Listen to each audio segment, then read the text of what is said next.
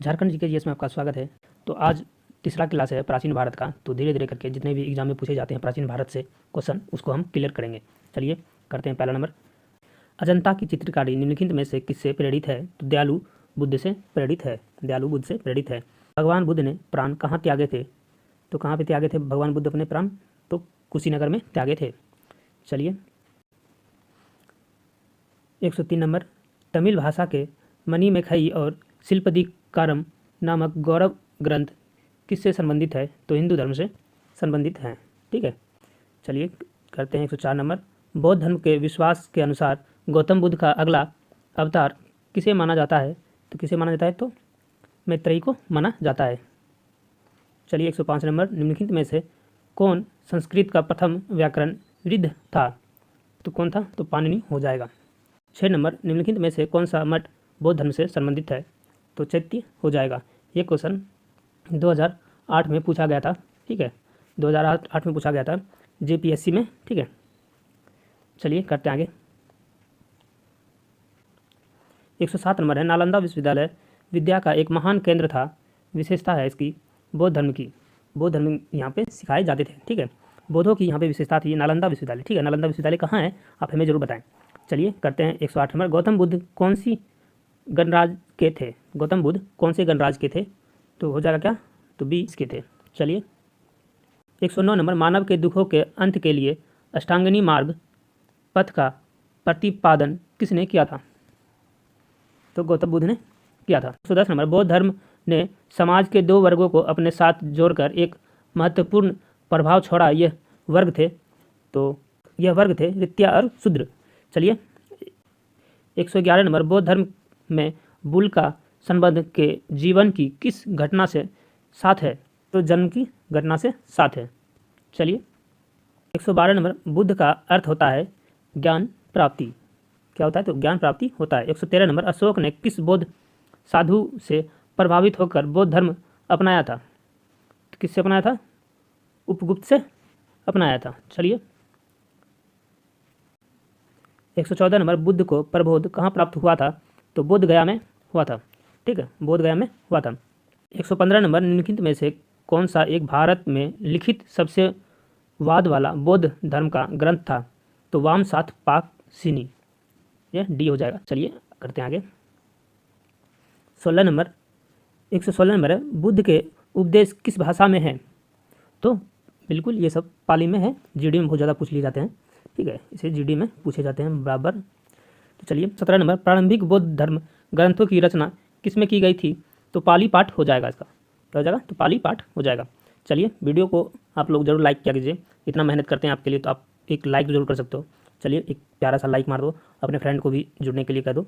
तो क्लास अभी रेगुलर चलते रहेगा। ठीक है, जब तक आपका एग्ज़ाम ना खत्म हो जाए तब तक हम झारखंड को नहीं छोड़ेंगे, झारखंड पुलिस के करवाते रहेंगे। ठीक है, चलिए 118 नंबर, गौतम बुद्ध का जन्म स्थान था कहाँ था? तो लुम्बिनी हो जाएगा। चलिए 119 नंबर, बुद्ध ने अपना प्रथम धर्म संदेश कहाँ पर दिया था? कहाँ पर दिया था? तो सारनाथ हो जाएगा। चलिए आगे 120 नंबर, आजीवक संप्रदाय था बुद्ध का समसामयिक। ठीक है, चलिए करते हैं आगे। 121 नंबर, सिकंदर महान का शिक्षक कौन था? तो कौन था? सिकंदर महान के शिक्षक अरस्तु थे।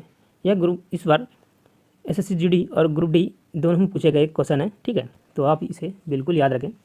अलेक्जेंडर, जिसे सिकंदर भी कहते हैं, तो सिकंदर और पोरस ने लड़ाई लड़ी थी कहाँ पे? तो झेलम नदी पे लड़ी थी। चलिए आगे करते हैं।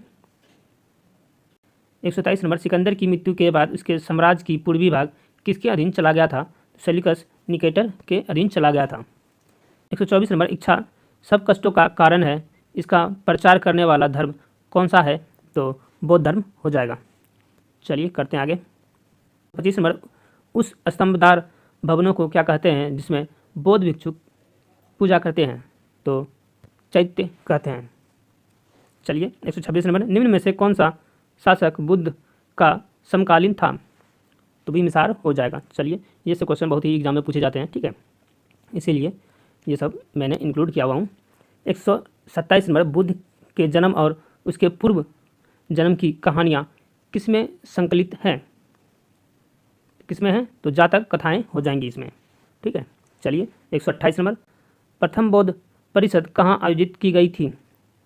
तो राजगीर हो जाएगा। चलिए आगे करते हैं। बुद्ध के प्रथम प्रवचन को कहा जाता है धर्मचक्र परिवर्तन सूत्र। ठीक है।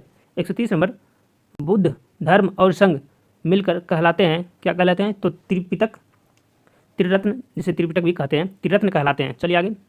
131 नंबर, मिलिंदपन्नो क्या है? मिलिंदपन्नो बौद्ध ग्रंथ है। ठीक है, मिलिंदपन्नो क्या है? तो एक बौद्ध ग्रंथ है। यह आप लोग अगर ग्रुप डी की तैयारी कर रहे हैं तो बिल्कुल इसे याद रखें, ग्रुप डी में इस तरह के ही क्वेश्चन आते हैं। 132 नंबर, निम्नलिखित में से कौन सा संप्रदाय बौद्ध धर्म का नहीं है? तो ये सब जो क्वेश्चन करवा रहे हैं, ये सब क्वेश्चन सारे इंपॉर्टेंट क्वेश्चन हैं जो कि हर एक एग्जाम में पूछ लिए जाते हैं। ठीक है, इसीलिए अगर आप ग्रुप डी की भी तैयारी कर रहे हो तो आपके लिए बहुत बेहतर है, और आप झारखंड पुलिस की तैयारी कर रहे हो तो आपके लिए अच्छा है, आपके लिए कोई क्वेश्चन मिस नहीं होगा। ठीक है, तो चलिए बताइए इसका आंसर। 132 का, निम्नलिखित में से कौन सा संप्रदाय बौद्ध धर्म का नहीं है? तो दिगंबर हो जाएगा, बौद्ध धर्म का नहीं है। चलिए 133 नंबर, महावीर का प्रथम शिष्य कौन था? 133 नंबर, महावीर का प्रथम शिष्य कौन था? तो कौन था? तो जमाली था, जो कि उन्हीं का दामाद था। चलिए आगे। 134 नंबर, वर्धमान महावीर और किस नाम से विख्यात थे? तो जैना नाम से विख्यात थे। चलिए 135 नंबर, तिब्बत में बौद्ध धर्म का प्रचार करने वाले बौद्ध भिक्षु कौन थे? तो पद्मसंभव हो जाएगा।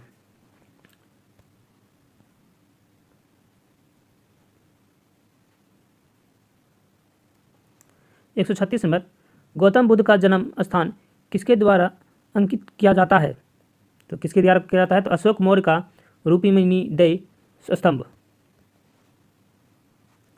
चलिए 137 नंबर, भारतीय इतिहास के निम्नलिखित युगों में से किसके दौरान क्षत्रिय एक विशिष्ट पहचान रखते थे? तो बुद्ध के युग में, बुद्ध के युग में। चलिए